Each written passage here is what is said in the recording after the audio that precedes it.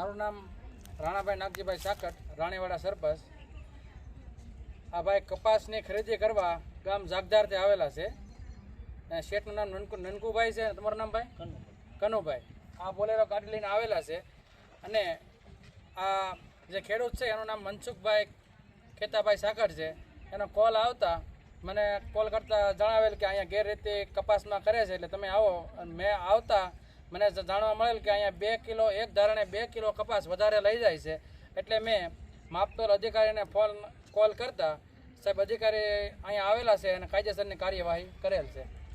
સાહેબ જરીક બાદ દે. આજરોજ ટેલિફોનિક ફરિયાદ મળતા ગામ રાણીવાડા, તાલુકો મહુવા, જિલ્લો ભાવનગર ખાતે અમે તપાસ અર્થે આવેલા.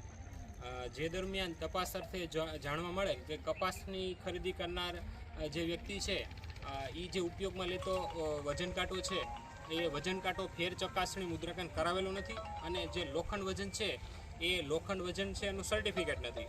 અને ખેડૂત પાસેથી જે કપાસની ખરીદી કરે છે એમાંથી 2 મણની એટલે કે 40 કિલોની ખરીદી દીઠ 1 કિલો અને 85 ગ્રામ આસપાસ વજન છે વધારે કપાસ છે લઈ જતા હતા.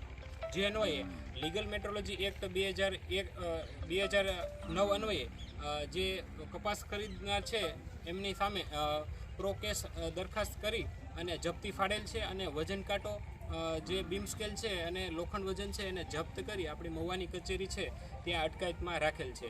આગળની કાર્યવાહી અર્થે અમે આ જે દરખાસ્ત છે જિલ્લા કચેરી ભાવનગર મોકલશું.